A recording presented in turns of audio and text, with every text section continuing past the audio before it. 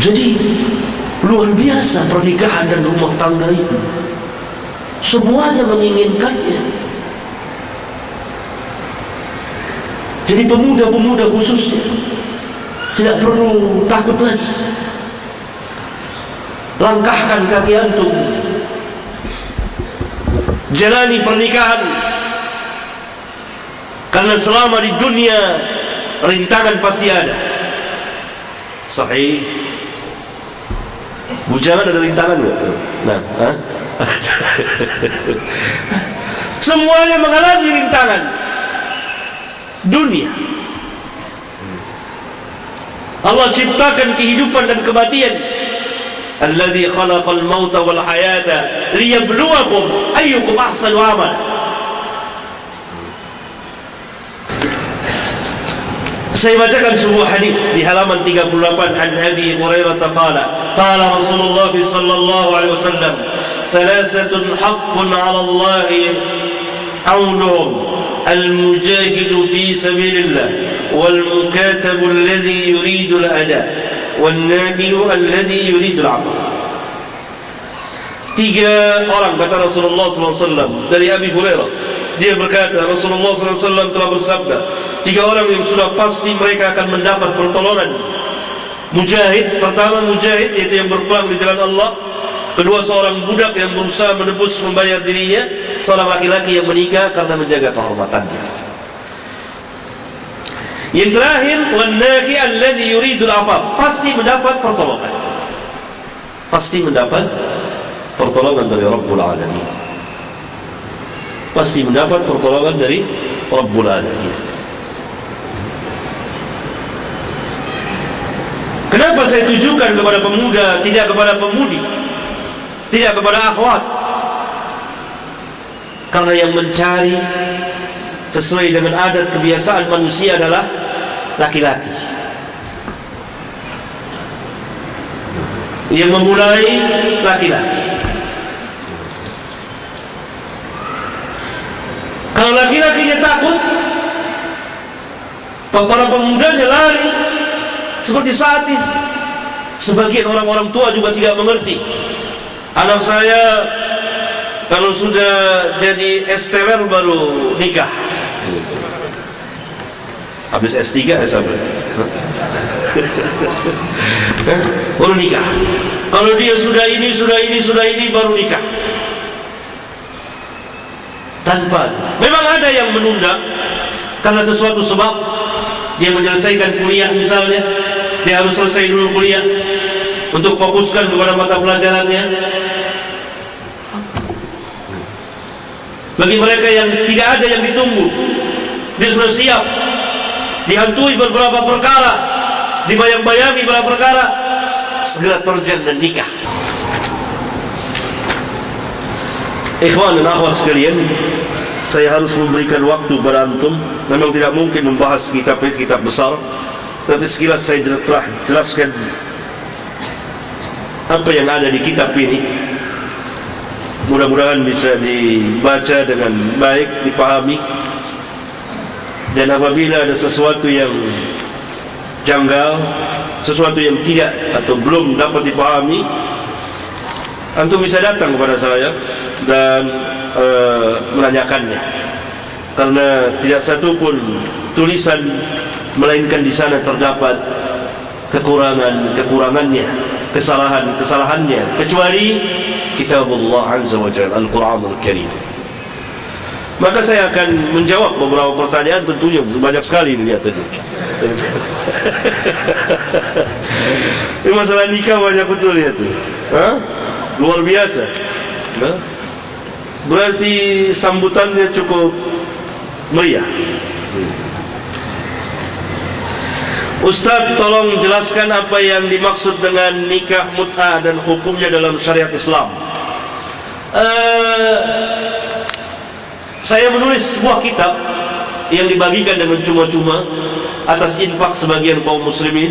Mudah-mudahan Allah Subhanahu wa taala memberikan ganjaran yang besar kepada mereka yang menginfakkan hartanya di jalan Allah untuk mencetak kitab itu dan dibagikan secara cuma-cuma. Dan penanya mungkin bisa datang Sabtu yang akan datang kalau saya ingat, kecuali kalau saya lupa. Kalau saya ingat, saya hadiahkan kepadanya. Kalau bukan akhwat ini, ikhwan nih. Kalau pengajian Sabtu khusus ikhwan, ya, saya hadiahkan kepadanya. Apa yang dimaksud dengan nikah mut'ah? Nikah mut'ah adalah nikah kontrak, berjangka waktu. Dan ini adalah cara-cara yang dibuat oleh orang-orang Syiah. Dahulu memang pernah dibolehkan oleh Islam, dengan cara yang berbeda dengan apa yang telah dilakukan oleh orang-orang Syiah Rafidhah. Nikah mut'ah sekarang tersebar di kalangan pemuda dan pemudi, di majelis-majelis Rafidhah. Bahkan imam-imam mereka, ulama-ulama mereka menganjurkannya. Nikah berjangka waktu. Berapa lama waktunya? Tidak juga jelas, terserah. Mau sepekan, 7 hari, mau 1 hari boleh, mau 1 kali hubungan pun boleh. Khomeini langsung mengatakan itu di kitabnya, boleh nikah mut'ah dengan pelacur, kontrak. Bagaimana caranya? Saudara ketemu dengan seorang wanita. Bagaimana kalau kita nikah mut'ah? Wanita itu menyambut, boleh. Atau wanita itu yang mengajak, seperti sebagian kejadian di bus bertemu ikhwan, sebagian kaum muslimin bertemu dengan muslimat di bus. Lalu bagaimana kalau kita mut'ah? Laki-laki ini awam, lalu diterangkan oleh wanita yang telah menjadi Syiah ini, nikah mut'ah itu begini. Laki-laki betul ini nikah? Iya nikah, ini benar. Dia sudah kontrak, dia masuk, kemudian terjadi. Dan itu kejadian. Belakangan baru dia, mungkin dia tahu, jelaskan, oh nikah mut'ah itu begini, tidak boleh. Karena itu bukan namanya nikah, tapi perzinahan. Apa maharnya? Ya sebuah pulpen. Boleh, iya, boleh. Sudah. Berapa lama? Kesepakatan. Ya mungkin 1 malam atau 1 hari. Oke, ya. Nanti apabila sudah habis kontrak, ingin diperpanjang, boleh. Dan nikah mut'ah daurah. Nikah mut'ah daurah adalah bergiliran. Lakinya ada 10, wanitanya 1. Untuk jam pertama antum misalnya, jam kedua antum gitu. Atau hari pertama seorang, hari pertama berdaurah, bergiliran, berputar. Dibolehkan oleh Syiah. Nikah mut'ah dengan istri orang juga boleh, asal jangan ketahuan suaminya. Apa namanya itu? Maka itu sering saya nasihatin bapak-bapak yang ibunya ngaji, istri-istrinya ikut pengajian, diselidikin pengajian mana, siapa gurunya. Harus tahu sekarang ngaji siapa, kepada siapa kita mengaji. Perhatikan perkataan ulama, inna hadzal ilm dinun, sesungguhnya ilmu ini adalah agama bagi kamu. Fanzuru amman ta'khuduna dinakum, perhatikanlah dari siapa kamu mengambil agama kamu. Kalau kita belajar kepada seseorang, kan kita mengambil agama itu dari orang itu, karena orang itu yang mengajarkan agama kepada kita. Perhatikan. Sering saya menasehati bapak-bapak yang merasa senang, alhamdulillah istri saya sudah ngaji, alhamdulillah istri-istrinya sudah ngaji, tapi tidak cukup berhenti sampai di situ. Ngajinya di mana? Lihat siapa gurunya. Kadang-kadang orang-orang Syiah, laki-lakinya, ustadz-ustadznya bertebaran bukan hanya di kota Jakarta, di kota-kota besar, mengajarkan ibu-ibu, bukan nenek-nenek, ibu-ibu muda setengah tua, bahkan sebagiannya cantik-cantik. Dan itu langsung sebagian ibu-ibu itu cerita kepada saya, dan seterusnya, yang tidak patut kita ceritakan di majelis ini. Jadi dibolehkan oleh Syiah nikah mut'ah dengan istri orang dengan syarat secara tersembunyi, tidak ketahuan suaminya. Dan mereka guru-gurunya itu punya sihir bayan. Tahu sihir bayan? Kata-kata yang menyihir hati seorang wanita. Dan itu sudah dipraktekkan. Nanti mereka bisa menangis-nangis, bisa sedih-sedih, bisa memukau-mukau semuanya. Itu sihir bayan. Sihir bayan. Dan mirip dengan dukun. Ketika Nabi SAW pernah menjelaskan bahwa ada orang terbunuh, ya, janinnya juga. Lalu beliau SAW menjelaskan, ada orang pintar berbicara di situ. Kata Nabi apa? Ini saudaranya dukun, pintar ngomong, saudaranya dukun. Maka hati-hati, nikah mut'ah sedang marak, khususnya pada hari ini. Maka saya berikan kepada sebagian ibu-ibu yang terkena tahu itu, alhamdulillah sebagiannya tahu bahwa dia Syiah. Saya berikan kitab itu. Saya menulis satu kitab tentang nikah mut'ah sama dengan zina, dan alhamdulillah dibagikan gratis atas infak sebagian kaum muslimin yang mencetaknya. Dibagikan itu pada ibu-ibu, alhamdulillah, bagikan, langsung dibagikan. Hati-hati, ini nikah mut'ah luar biasa di pengajian-pengajian. Jadi habis ngaji seperti ini nih, nanti ya tentu yang paling utama ustadznya, lalu yang akhirnya sangat tidak patut dibicarakan. Nah, mengapa Ibnu Taimiyah rahimahullah taala tidak menikah sampai akhir hayatnya? Ada uzur tentunya. Beliau mengarang kitab nikah.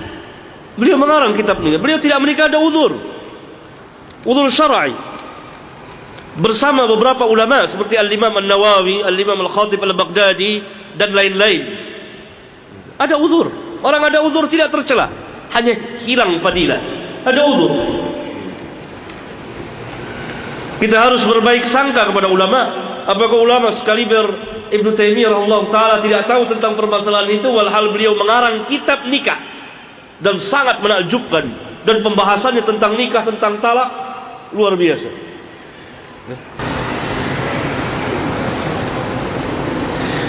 Ustaz, apa batasan dari pernikahan sedarah seperti Ali dengan putrinya Rasulullah SAW, yang dimana bapaknya Ali dan bapaknya Rasulullah adalah satu ayah dan satu ibu? Dan apakah boleh menikahi anak tiri yang dimana ibunya telah meninggal dunia, istri?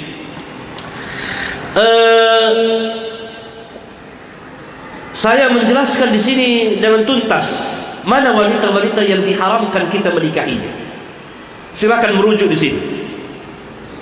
Kemudian di antara wanita-wanita yang halal selain yang tersebut adalah kita menikahi saudara sepupu kita atau anak dari saudara sepupu kita, seperti Ali dengan Fatimah.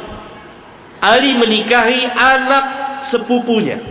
Ali dengan Nabi SAW adalah saudara misan, saudara sepupu.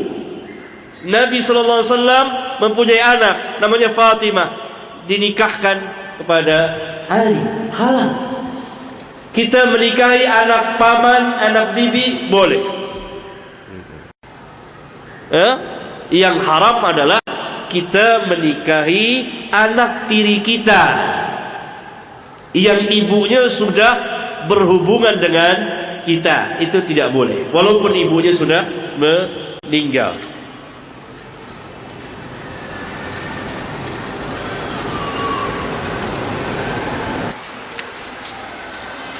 Dari kisah sahabat yang tidak mampu, miskin tetapi menikah dengan hafalan Quran, apakah Rasulullah SAW biarkan pemuda itu dalam kemiskinan atau menyuruh ia untuk mencari nafkah?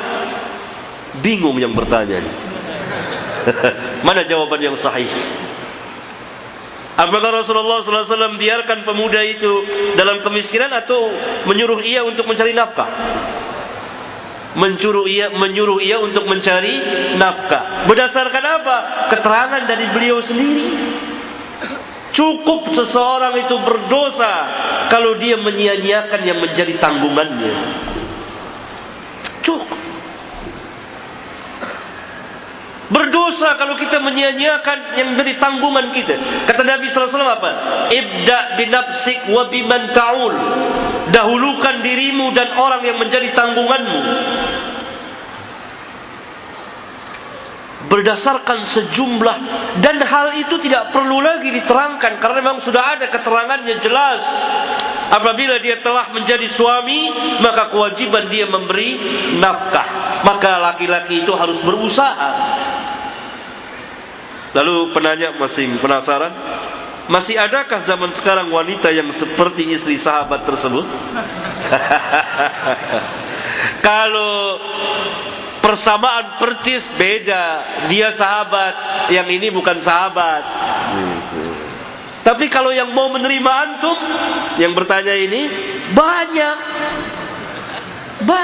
penanya yang tidak tahu. Banyak akhwat-akhwat yang qanaah, yang mau menerima dengan kedua tangannya. Luar biasa. Kecil hati. Tidak apa, pede. Laki-laki harus gagah, harus tampil sebagai laki-laki. Bagaimana perempuan mau kalau dia tampil sebagai wanita? Maka dia tampil harus sebagai laki-laki.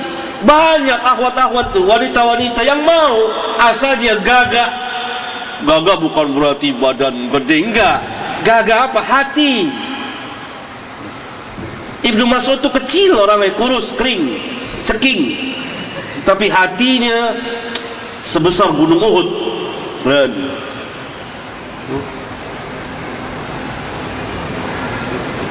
Banyak. Kalau mau sama-sama suka, banyak. Yang jadi permasalahan kemudian adalah pemuda itu setelah kawin dia tidak berusaha, marah menyusahkan orang tua si wanita. Jadi beban, dan ini sangat memalukan. Al-haya'u minal iman, kata Nabi SAW. Sifat malu itu sebagian dari iman. Laki-laki harus gagah, harus bertanggung jawab, hidup bersama dia. Itulah makanya suami istri. Kemana suami pergi, istri akan mengikutinya. Mari tinggal dengan saya. Nanti sudah istri saya dengan baik, kita hidup berumah tangga. Walaupun ayah si perempuan misalnya kaya raya, saya tanggung jawab. Hidup di kontrakan yang kecil. Bisa. Ya, gak apa-apa. Bahkan sebagian ikhwan dulu akhirnya datang, wah kalau gitu sebetulnya gak ada apa-apa begitu ngejalanin. Jadi awalnya takut. Akhirnya dia nikah. Gak berapa lama dia datang, nggak ada apa-apa kalau gitu Ustaz. Iya emang nggak ada apa-apa. Nggak ada apa-apa. Karena apa? Ikhwan ini berani, tanggung jawab, jujur, benar. As-sidqu itu luar biasa. Sidqu, jujur, benar. Keberanian dan as-sidqu, jujur. Jadi ikhwan, jangan putus asa. Carilah akhwat yang mau. Cari kalau enggak, tidak bisa memaksa akhwat kalau dia enggak mau. Bagaimana kalau dia enggak mau? Enggak apa-apa, jangan antum paksa. Jangan antum paksa. Banyak jalan menuju kebaikan.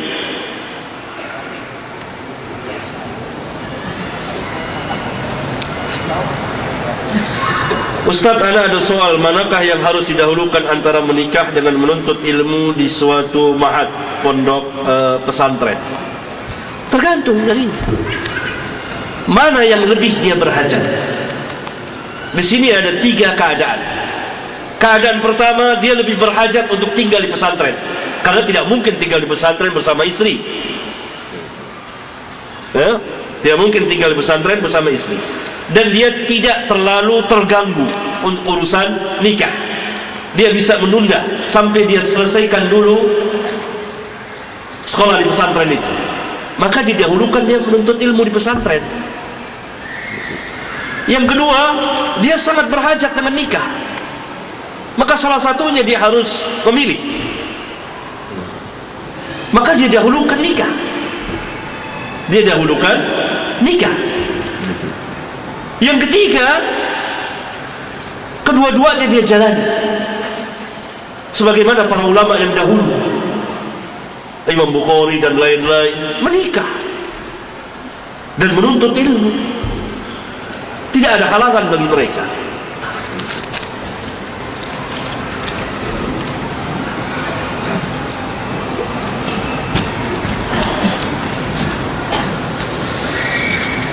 Walhasil,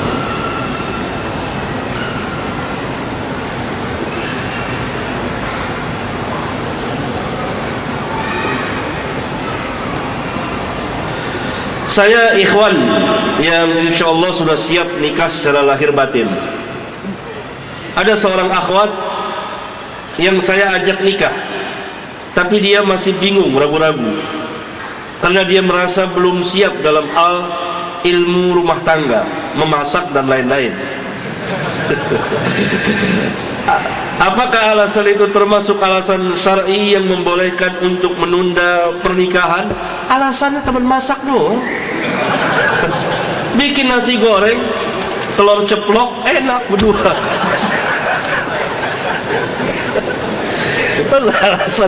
Alasan masak sahal, mudah. Tabiat perempuan itu dimudahkan oleh Allah untuk urusan-urusan yang laki nggak mampu, kecuali laki-laki belajar dengan sungguh-sungguh. Ya, memasak, kalau perempuan mau, dia tidak malas, sejenak saja dia bisa. Awalnya kan golibnya rata-rata juga belum bisa masak, atau masak nasi juga belum bisa. Itu. Tapi begitu jadi ibu rumah tangga, maka dia juga bertanggung jawab sebagai pemimpin yang memimpin rumah tangga suaminya dan anak-anaknya. Maka dia harus bisa masak, bisa ngurus rumah tangga dengan sendirinya berjalan. Kalau dia malas, maka dia telah melalaikan kewajiban. Dari bisa masak, pilih masakan yang enak yang disukai oleh suaminya. Masa dia masak yang suaminya nggak suka? Sahal, nggak ada halangan hal seperti itu. Belajar sama ibunya mudah. Menjahit, ya kan nggak disuruh jahit bikin baju, nggak paling jahit tambal. Iya. Hah?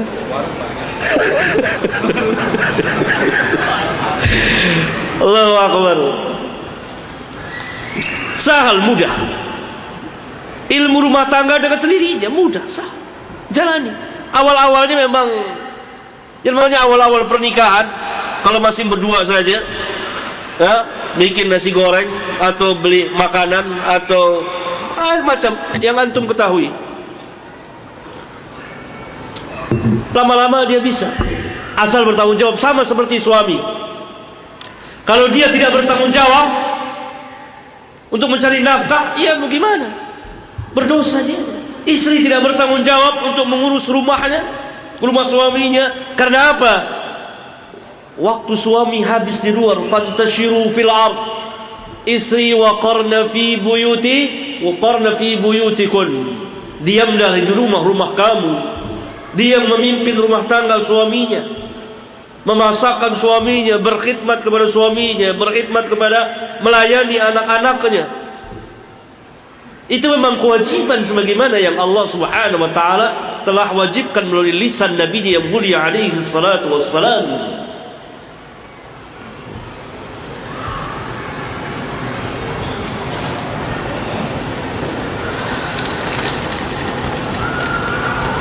Sahal, mudah. Belajar bisa. Belajar masak yang enak. Pasti suaminya akan betah, enak, dan memuji-muji istrinya kepada kawan-kawannya. Istri saya masakannya enak.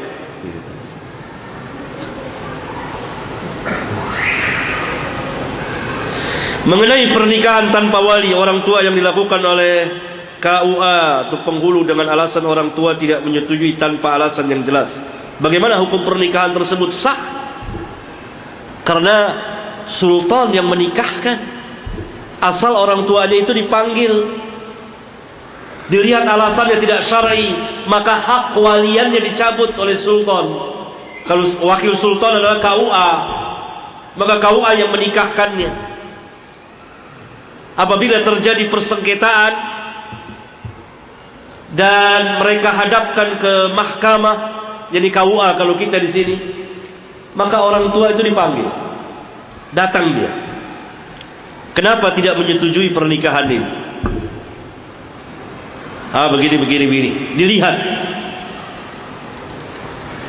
oleh orang alim ini, sesuai dengan syar'i atau tidak. Kalau sesuai dengan syar'i, maka hak kewaliannya tidak dicabut. Dinasehati keduanya ini, wanita ini, kenapa pilih laki-laki yang tidak sholat? Atau kenapa dengan laki-laki pemalas ini, nggak mau kerja, nganggur, padahal dia kuat, dia sanggup? Itu syar'i. Orang tua punya alasan seperti itu.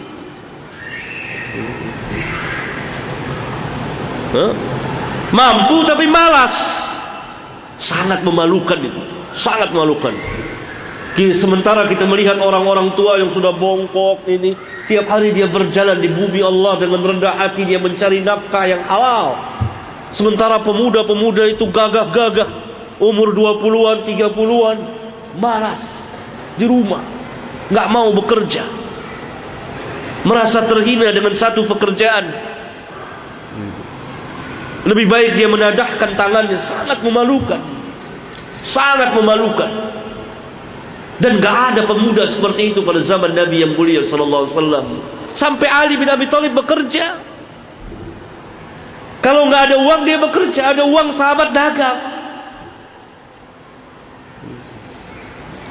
Sampai Nabi sallallahu alaihi wasallam mengatakan, masih lebih baik kalau salah seorang kamu naik ke gunung, ambil kayu bakar, taruh di punggungnya, dia jual, masih lebih baik daripada dia menadahkan tangan, diberi atau tidak diberi. Jual kayu bakar masih lebih baik. Ya? Nah, kalau tidak syar'i, maka ketika itu KUA meminta kepada orang tua agar segera menikahkan kedua anaknya ini. Kalau tidak mau, maka hak kewaliannya dicabut di hadapan orang tuanya itu.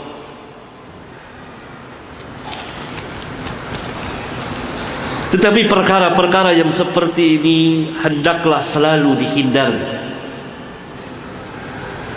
karena akan mengurangi hubungan kekerabatan. Saya sering menasihati, walaupun ada jalan, tapi ini kan bukan suatu kewajiban, bukan satu anjuran.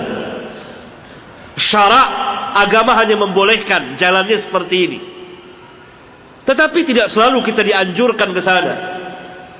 Oleh karena itu selalu saya mengatakan yang terbaik. Apabila orang tua si wanita ini tidak menyetujuinya, cari yang lain. Cari yang lain. Agar kehidupan kita berumah tangga dengan orang tua si istri pun baik, karena dia mertua kita, dan wajib kita menghormati, memuliakan, meninggikan mertua kita. Sampai Ali bin Abi Thalib takut malu bertanya kepada Nabi SAW, bukan karena kedudukan Nabi SAW sebagai Rasul semata, bukan, tapi sebagai mertua. Malu. Tolong tanyakan. Dia minta sama sahabat, tolong tanyakan, karena kedudukan anaknya Fatimah, anak Nabi SAW. Jadi itu menunjukkan apa? Memuliakan, menghormati mertua. Nah, kalau kejadian seperti ini sangat tidak mengenakan.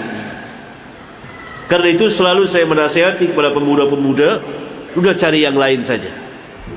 Lebih aman, lebih selamat, lebih nikmat, lebih bahagia, lebih ringan. Tidak membuang energi dan otak antum.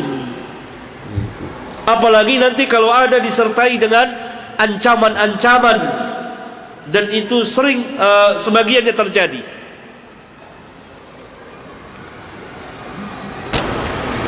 Yang menyebabkan pernikahan tidak sah banyak. Seperti nikah mut'ah, nikah tanpa wali, nikah sir. Orang sini bilang siri, nikah siri. Tahu apa nikah siri? Orang mentakrifkan nikah siri itu adalah nikah tidak terdaftar di KUA secara administrasi. Ini salah. Salah. Kalau begitu pada zaman Rasulullah SAW siri semua. Siri semua. Nggak, bahkan di Indonesia ini sebelum ada KUA siri semua. Karena tidak ada yang nyatet. Kan yang nyatet ini baru administrasi untuk kepentingan kemaslahatan kita, agar diketahui dua orang ini suami istri betul. Nah, jadi bukan itu nikah siri. Nikah tanpa dicatat oleh KUA itu sah selama dia i'lan, ada pemberitahuan, ada saksi, sah, ada wali, sah.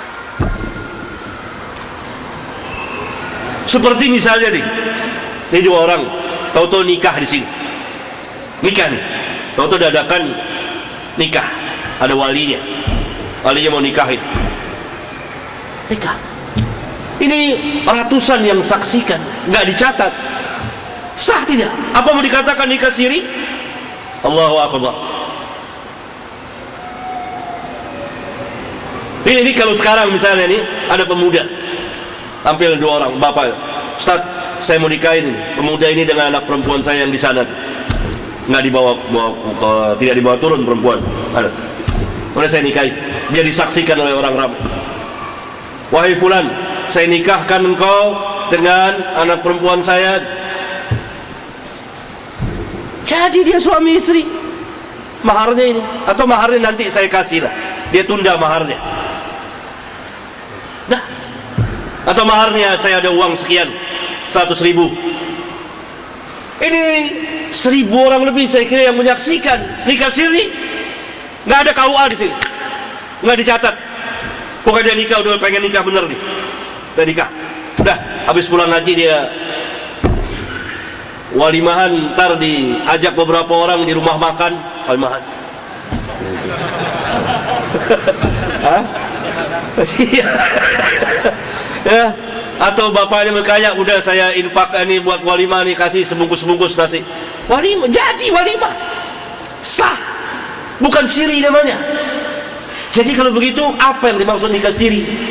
Nikah siri tidak ada yang tahu, seperti nikah mut'ah, gelap, tidak i'lan, tidak ada saksi. Itu nikah sir, namanya rahasia. Kalau ini ramai di hadapan manusia, bukan rahasia. Bahkan nikah di KUA kalau tanpa wali tidak sah. Itu yang dicatat, tanpa wali tidak sah, tanpa ada saksi disaksikan atau diketahui tidak sah. Nikahnya di KUA, walinya tidak ada. orang KUA-nya tidak mengerti tentang hukum, kurang mengerti tentang hukum, menikahin saja.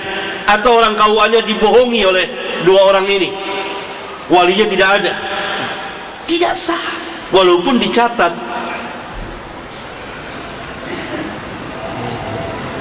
Jadi saya pernah ditanya oleh sebagian nikah sir, dia cerita tentang nikah sir. Lalu saya tanya, Bapak tahu apa itu nikah siri? Ya, saya pernah bicara dengan di polisi, kantor polisi. Lalu masuk pembicaraan nikah siri, maka langsung saya tanya, ini orang nikah siri. Langsung saya tanya, Bapak tahu apa nikah siri itu? Bingung itu polisi pencatatnya itu kasusnya. Tahu nikah siri apa? Oh, nggak tahu saya. Baru saya jelaskan. Oh, baru tahu. Oh, itu nikah siri. Iya, ini. Berarti ini nikah sah. Iya, sah.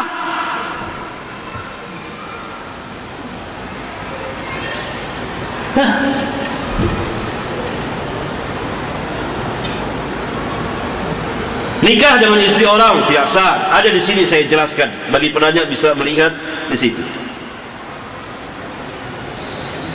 Tolong jelaskan bagaimana itu kita bisa menikahi sepupu kita. Ia lamar ke bapaknya.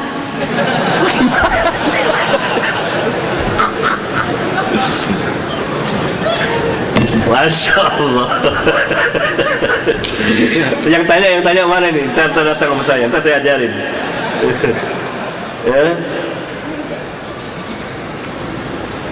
Soalnya di kampung ana sangat ditentang masalah itu.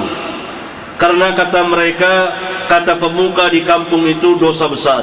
Ini hukum selain hukum Allah. Kita harus berhukum dengan hukum Allah. Ini berhukum dengan hukum para pemuka kaum. Ini hukum jahiliyah. Tidak boleh kita ikuti. Tidak boleh kita ikuti. Setiap hukum yang bukan dengan hukum Allah dan Rasulnya tidak boleh kita hukum. Tidak boleh kita ikuti. Tidak boleh kita ikuti. Jadi, karena kata pemuka di kampung itu dosa besar, ditentang. Musibah di kampung apa nih? Itu. Ini apa pedalaman? Mungkin ini di pedalaman. Karena di kota-kota besar ma'ruf. Hadisnya Ali, apa tidak tahu cerita tentang Ali dan Fatimah? Cerita tentang Ali dan Fatimah. Bahkan Ali bukan menikahi sepupunya, anak sepupunya. Yang tidak boleh menikahi keponakan kita, anak dari adik atau kakak kita, menikahi kakak kandung kita, atau menikahi saudara tiri kita. Ya, maksud saudara tiri di sini adalah satu bapak lain ibu. Bukan masing-masing membawa anak. Dua orang menikah, janda dan duda.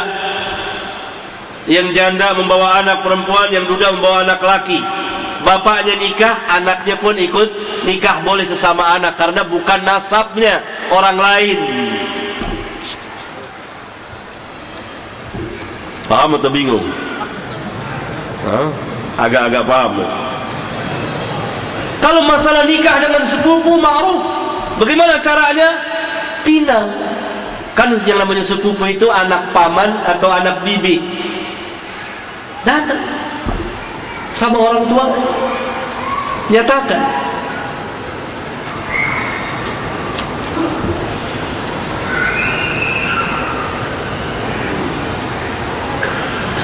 Ustaz, apakah benar perkataan semakin dekat hubungan keluarga dengan calon pasangan kita akan menghasilkan keturunan cacat? Contoh sepupu dengan sepupu. Itu Nabi sallallahu alaihi wasallam.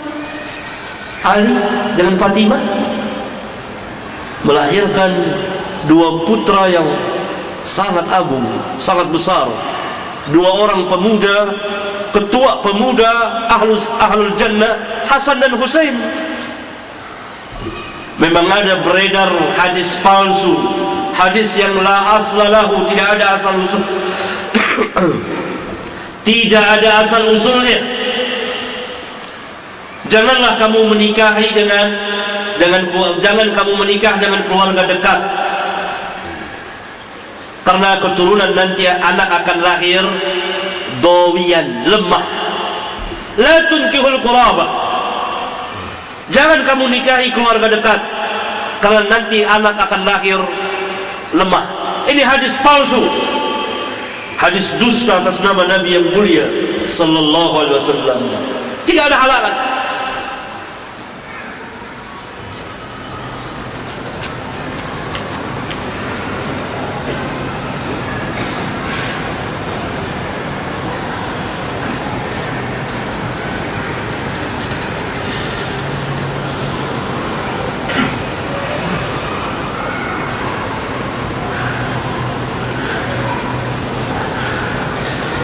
Saya ingin sekali menikah, tetapi adik ana mau lulusan sekolah. Apa nih? Lulusan sekolah. Otomatis uang ana terpakai, dan yang mana yang sesuai dengan mana yang sesuai sunnah untuk didahulukan, apakah menikah atau membantu adik ana? Mana yang antum butuhkan? Apabila pernikahan itu sangat antum butuhkan, tidak dapat tidak, maka nikah. Karena sekolah hukumnya hanya mubah. Tetapi apabila antum bisa bertahan dan ingin memberikan pertolongan kepada adik antum agar memiliki pendidikan yang cukup, maka uang itu didahulukan untuk pendidikan adik antum. Uang bisa dicari, atau kedua-duanya. Berikan kepada adik, nikah juga.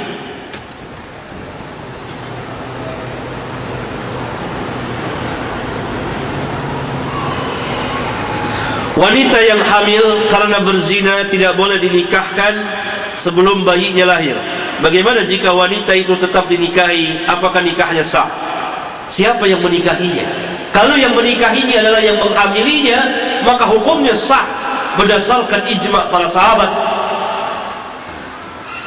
Dan saya telah tuntaskan masalah ini bersama dalil-dalilnya di kitab saya yang lain, yaitu kitab Menanti Buah Hati dan Hadiah untuk yang dinanti.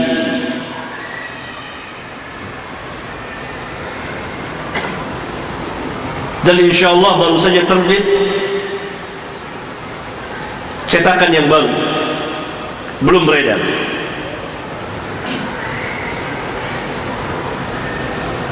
Kalau yang menikahinya bukan yang menzinahinya, menghamilinya, maka itu tidak sah menurut pendapat yang lebih kuat.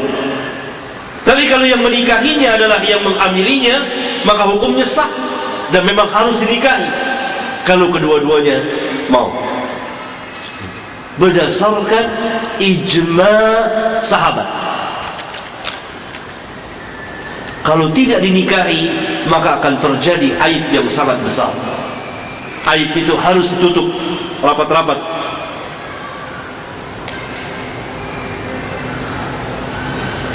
Saya sudah menikah, tetapi pada waktu menikah saya membaca sigat talak, ta'liq.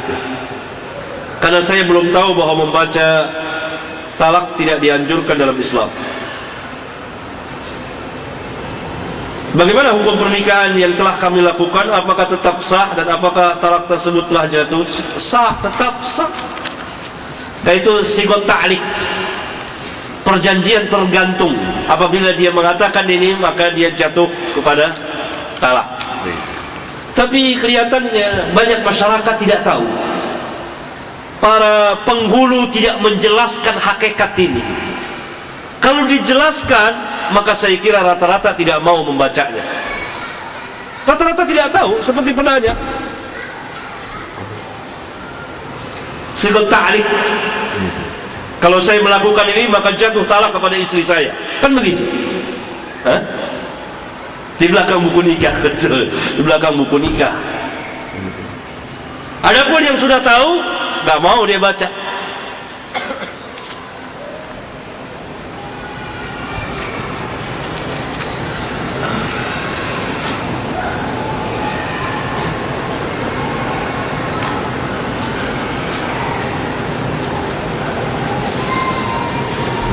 Apa hukumnya? Bolehkah melakukan selamatan doa bersama sebelum melakukan acara pernikahan, akad nikah, dikarenakan orang tua meminta acara selamatan tersebut dilaksanakan?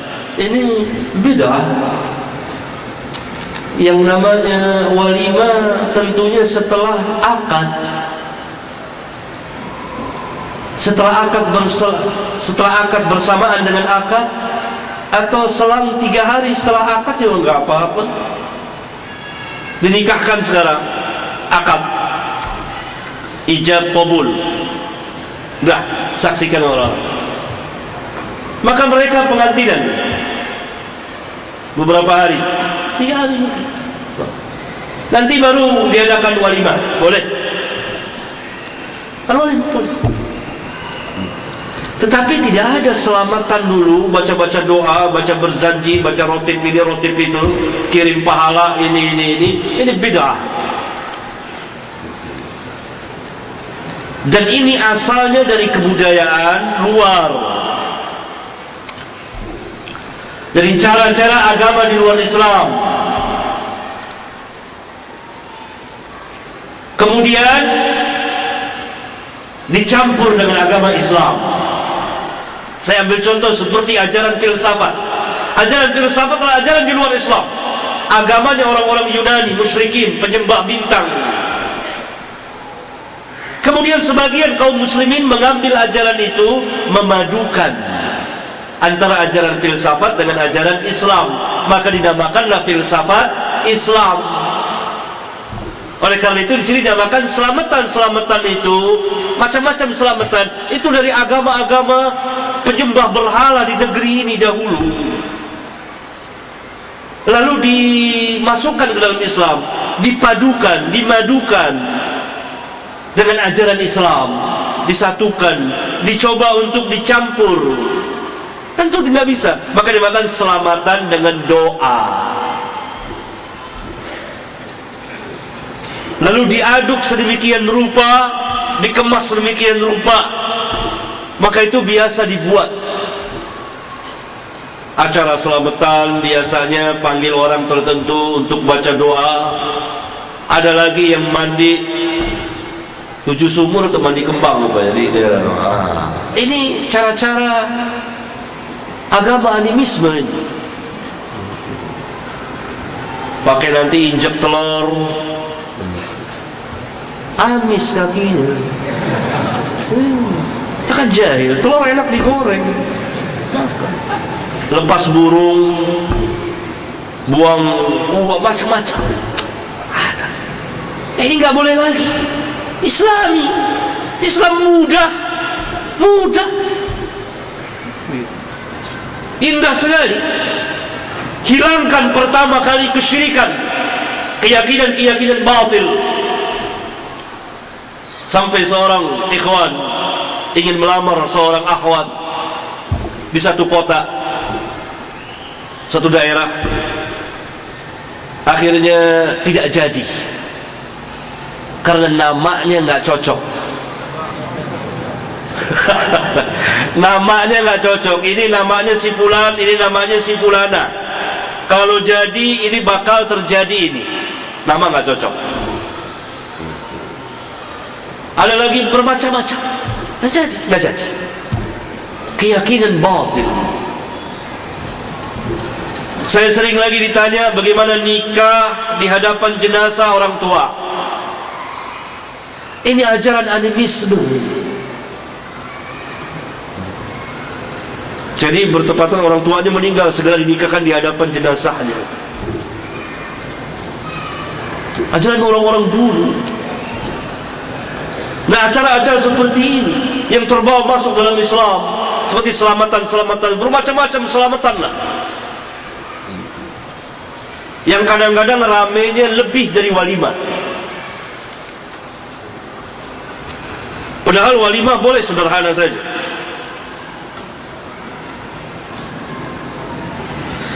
Kalau anak tidak mau dikawinkan atas pilihan orang tuanya, bagaimana hukumnya?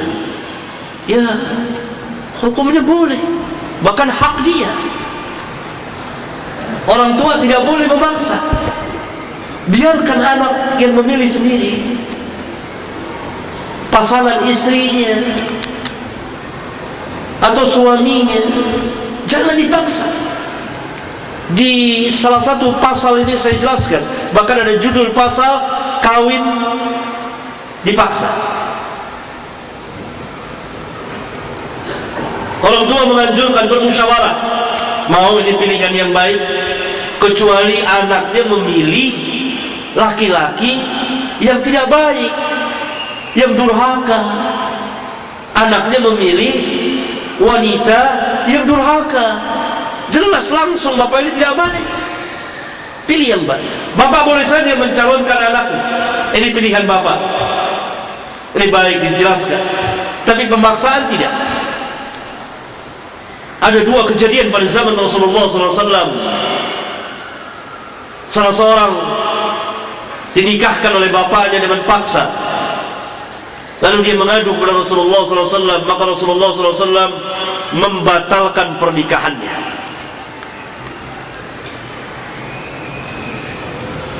Tetapi sebaliknya sang anak, maka hendaklah jangan dia langsung menolak pilihan orang tuanya. Dia lihat dengan cermat, dengan baik.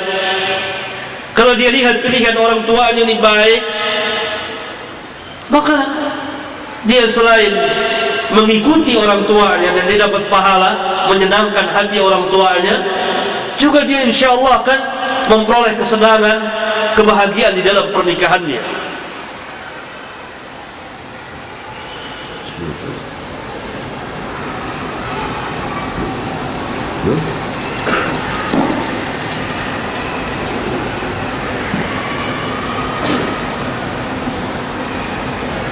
Ini nggak paham.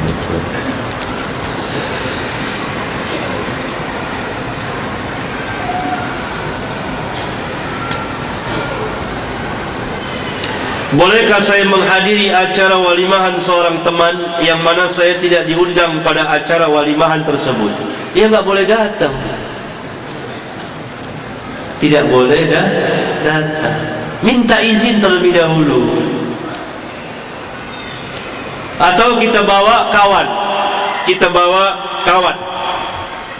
kewalimahan kawan kita, ikhwan yang kita bawa ini tidak diundang. Maka ketika kita bertemu dengan ikhwan itu, kita minta izin, saya bawa si fulan, antum izinkan? Oh ya fadhal. Sunnahnya seperti itu. Saya datang ke walimah, saya bawa sebagian ikhwan. Ketika saya bertemu, ucapkan selamat, lalu saya minta izin, saya bawa kawan, diizinkan untuk diizinkan, contoh. Kalau tidak diizinkan, ya kawan itu tunggu di luar. Begitu adabnya, sunnahnya. Kalau kita tidak diundang, tapi barangkali kawan kita lupa, bisa aja kita datang minta izin, atau dengan telepon, atau memang kita tidak diundang karena sesuatu sebab, ya nggak usah datang.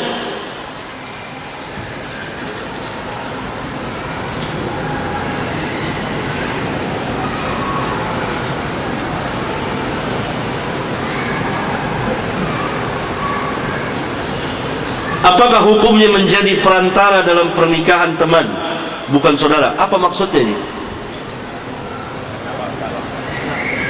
Comblang.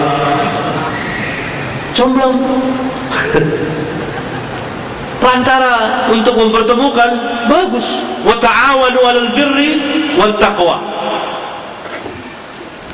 Tapi janganlah dijadikan sebagai satu biro jodoh sehingga mengeruk keuntungan dari situ. Jangan. Kan ini suatu perbuatan baik. Wa ta'awanu 'alal birri wat taqwa. Mau saya pertemukan dengan sini mau. Rasulullah SAW seperti itu. Mau temukan.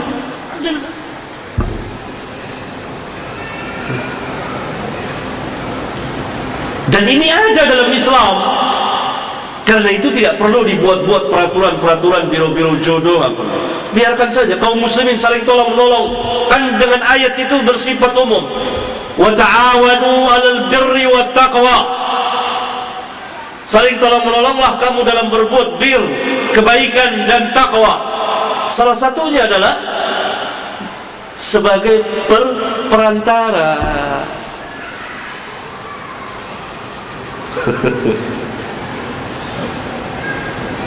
Tidak menjadikan dia orang yang khusus sebagai perantara, yang semua ikhwan akhwat ke situ, tidak, jangan. Setiap kita muslim yang mana saja, karena memang ini ada dalam Islam. Sama seperti ruqyah. Ruqyah, tidak ada orang tertentu bikin ruqyah center umpamanya. Diajarkan untuk seluruh kaum muslimin dan muslimat bisa meruqyah. Demikian juga kita, khususnya bagi mereka yang misalnya telah menikah atau orang-orang yang lebih tua dari kita, atau siapa saja lah, bisa menjadi perantara untuk kawan kita. Betul? Sah. Bahkan kadang-kadang perantara itu yang menikahinya. Iya kan? Betul kan? Betul. Hah?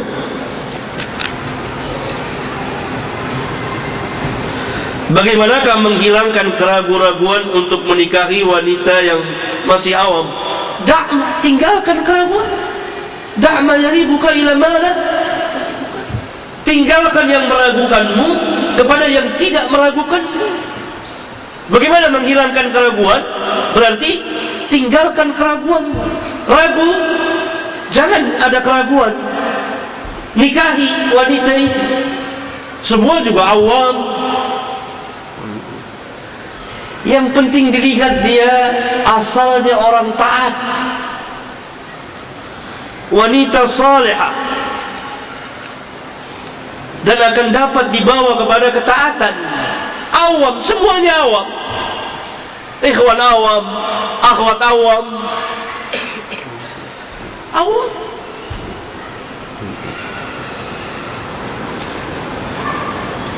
Tetapi asal wanita ini, asal kalau laki boleh menikahi wanita yang mana saja. Kenapa? Karena laki adalah pemimpin. Dia yang memegang hak talak. Wanita, jadi yang diperintah sekupu itu wanita, bukan laki. Kalau laki boleh, laki orang ulama boleh kawin dengan wanita awam yang jauh lebih rendah dari dia. Orang alim boleh menikahi wanita awam, tidak sekupu, nggak apa-apa, karena laki. Jadi sekupu itu hanya ada pada wanita, karena wanita itu dipimpin, bukan memimpin. Maka kita carikan pasangan untuk wanita ini laki-laki yang terhormat, laki-laki yang memang agamanya baik. Tidak patut kita nikahi ini dengan yang durhaka, bang. Tapi kalau laki tidak, mana yang sekupu dengan Rasulullah SAW, Nabi yang mulia alaihi salatu wassalam, menikahi Sofia. Sofia perempuan Yahudi yang kemudian masuk Islam. Tentu sangat awam dengan Islam awalnya. Ini Nabi yang mulia. Siapa yang bisa sekupu dengan Nabi yang mulia sallallahu alaihi wasallam? Jadi salah kalau ikhwan mengatakan saya mau cari yang sekupu dengan saya. Nggak bisa. Ini tidak memahami perkataan para ahli hukum Islam. Sekupu itu untuk wanita, karena wanita ini dipimpin, tidak memimpin. Kalau laki boleh cari yang mana saja, karena dia yang memimpin, dia yang mendidik. Kita mempunyai istri awam, sangat awam, lugu, sangat lugu. Dia yang memimpin. Kalau tidak beres dan sudah ini dapat ditalak, karena pemimpin. Jadi laki-laki mempunyai kebebasan, karena di ar-rijalu qawwamuna 'alan nisa. Jadi pembicaraan sekupu hanya ada pada wanita. tidak pada laki. Maka pertanyaan ini, boleh dia menikahi, kamu ragu dia nikahi wanita yang awam karena dia pemimpin. Wanita itu begitu nikah dengan dia tidak berdiri sendiri, di bawah kepemimpinannya, di bawah asuhannya, di bawah tarbiyahnya, di bawah tasfiyahnya, di bawah pendidikan dia. Dia gurunya, dia hakimnya, dia qadinya, dia mengajarkan adab. Luar biasa laki-laki itu. Agar kita tahu siapa laki-laki itu. Jadi tidak masalah ikhwan mau menikah dengan banyak wanita awam, tapi dia memiliki ketaatan atau akan taat. Tentang jilbab pun dia tidak paham. Dia pemimpin, ajarkan. Ajarkan. Begini, bertahap, pelan-pelan diajarkan ketaatan. Pemimpin. Jadi tidak masalah bagi dia, karena dia pemimpin.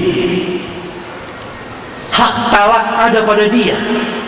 Dia yang mempunyai perintah dan kewajiban istri taat kepadanya. Maka apa lagi yang diragukan oleh ikhwan? Kalau sekiranya dia memang sudah senang, sudah begitu senang dengan sudah ya apa namanya, ingin menikah dengan seorang wanita atau muslimah, ternyata wanita ini masih awam, belum banyak mengetahui tentang din dan lain sebagainya, tetapi hukum asalnya wanita ini wanita yang taat, wanita yang salihah. Maka apa lagi yang diragukan? Nikahi. Bimbing dia, kesihan dia, nikah, ajarkan.